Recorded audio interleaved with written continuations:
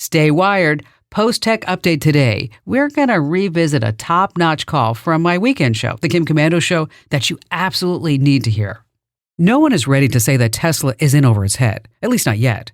But now a new and different investigation into the failure of Tesla's self-driving mode, the resulting injuries, deaths, and property damage, is casting an ominous shadow. I'm Kim Komando, brought to you by SimpliSafe. Save 20% on a new SimpliSafe system with a Fast Protect plan at simplysafekim.com. Until now, Tesla has faced only a few civil suits resulting from its autopilot crashes and deaths. The feds have provided only a slap in Tesla's face by warning drivers that the autopilot isn't quite safe. But now, the federal investigators are thinking Tesla committed wire and securities fraud by misleading not only its customers, but also its investors with false reports about the capabilities of Tesla's self-driving abilities. And if they're able to charge the company with a deception to lure investors and prop up the stock, that's serious business. The kind that could, and in this case probably will, send someone to jail. Get smart advice and tricks for all your devices delivered free. Join 500,000 folks at getkim.com.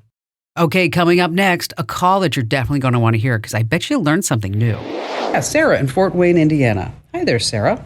Hi. Welcome. Hi there. How are you? Good. Thank you. What's happening with you and how can I help you?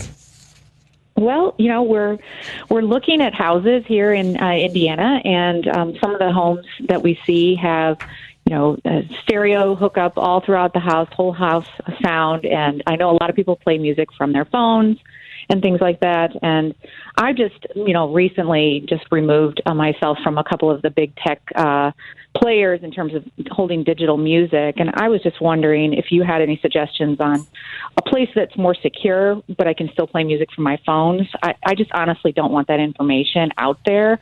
And I'm trying to reduce my digital footprint, if you will. So just thought maybe you might have some tips on that. Yeah, a lot of people are like you, Sarah, where we're looking around, we're going, I don't know, big tech has a lot, and they seem to have a lot under control, which maybe they shouldn't have. Mm-hmm. One of the things that you can do is to start looking at a NAS. A NAS is a network attached storage device. And basically what it is, it's a hard drive that's in an enclosure. Okay. And you plug it into your router via an Ethernet cable. And then basically anything that is on that drive is accessible to any device anywhere. So the concept is that you're going to put all of your music that you have onto the NAS. Mm-hmm.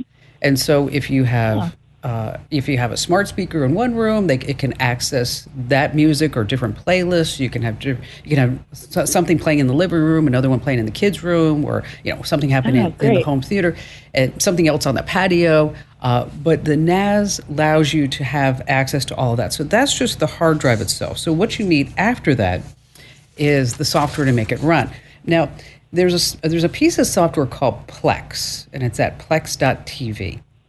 And a lot of these, that you see online, like, we can give you all these movies for free and blah, blah, blah. It's all, copyright violations.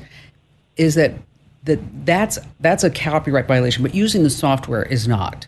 And so if you go to plex.tv, you can get the software that will allow you to organize your music, and it will find duplicates. You can set up playlists, anything. It has album art, just, everything that you'd see like on Google Play or on Apple iTunes.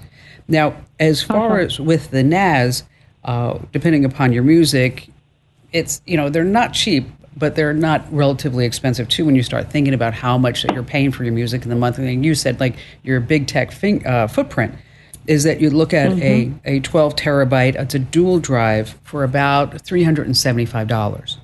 And it's made by Western Digital. So let me do this. Let me put a link out, and we'll also email you the link, but I'll put a link over at komando.com in the Komando community in the Q&A forum for anybody who wants to take a look at something like this. It's a very viable solution. It doesn't take a lot of setup, but it is something that you want to make sure that you give yourself some extra time to do it. And Sarah, thank you for your call. You are the best for tuning in. Now, if you're curious about something, pop over to komando.com and click Email Kim. I read every single email like it's a secret code to unlock some hidden tech treasure. And you can catch the tech wave. How? Just get my free daily newsletter. Head over to getkim.com. Once again, that's getkim.com.